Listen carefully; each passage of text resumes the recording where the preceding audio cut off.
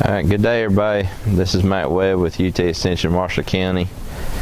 I thought today for a video I would kind of demonstrate how to construct a what they call a dead man's brace. This is a fence brace that is handy in areas where maybe you're in some rocky ground and you do good just to find one hole to put a post in the ground and you need a corner. And so what we're going to do here, we already have this 8-foot post here in the ground. We've already dug a 3-foot hole, so we're getting this centered up along our line here that we got floating a little bit above the ground.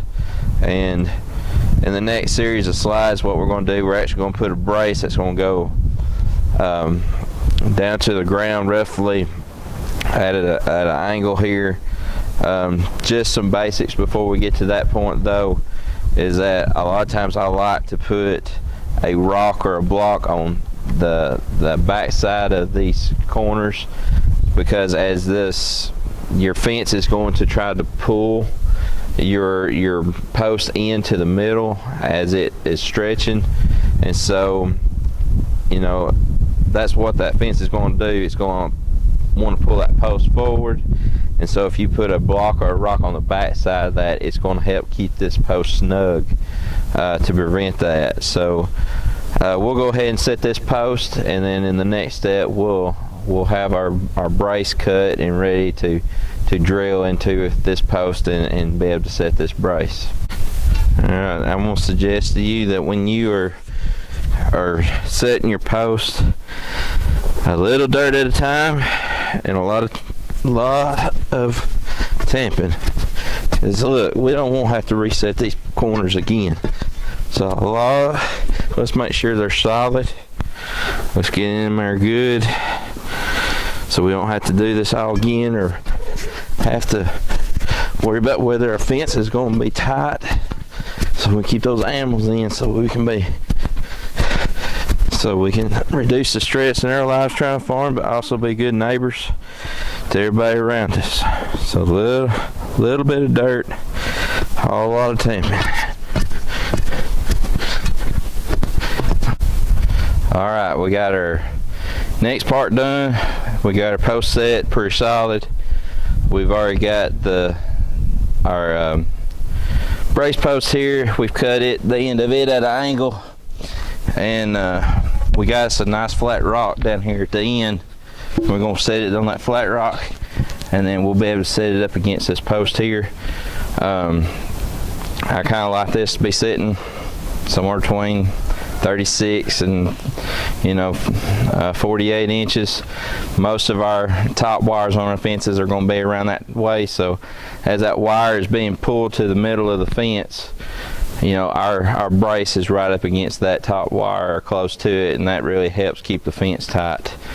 And so for our next part here, we're going to look at taking a drill bit and we're going to drill right here, and I'll be able to illustrate that for you. Alright, for this next part here, we have a 3/8 drill bit, and we're going to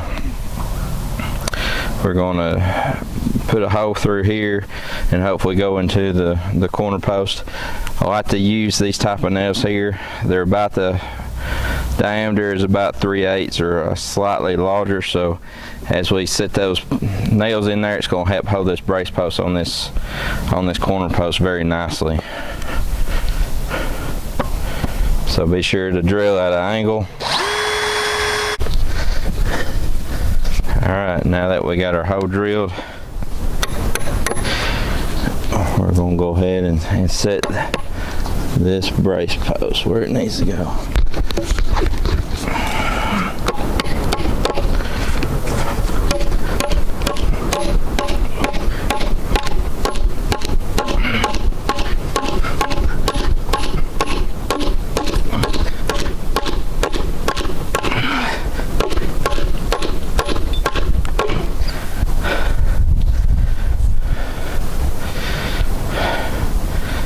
On our next step, I'm going to show you how to strain it and make sure it stays good and tight.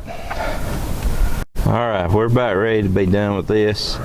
The last step on this brace post is to put some sort of a wire down here at the bottom that's going to push this post into this one, and it's going to help keep this brace tight here. So I got a strainer that we use for high tensile. We're using high tensile wire. This is 12.5 gauge, so we're going to use that, and then you got to use a ratchet to help tighten this up, and then you may also need your fence pliers.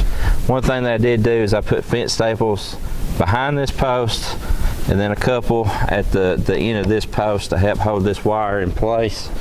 So we're going to tighten this up.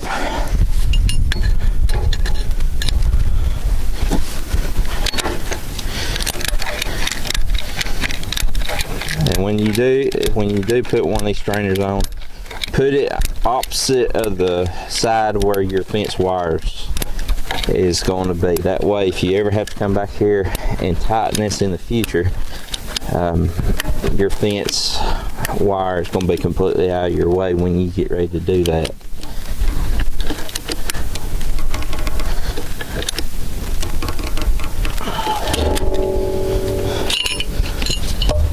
Alright, we got that tight, good and tight. You can also, if you want to take a wire and pull those two together so it might be out of your way. But there's the last step. Well, there you go. There's the steps to how to make a dead man's brace.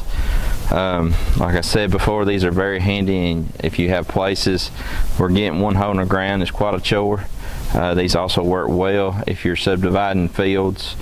So if you have any other questions that we can help you with at the Extension office, be sure to reach out to UT Extension Marshall County. Have a good day.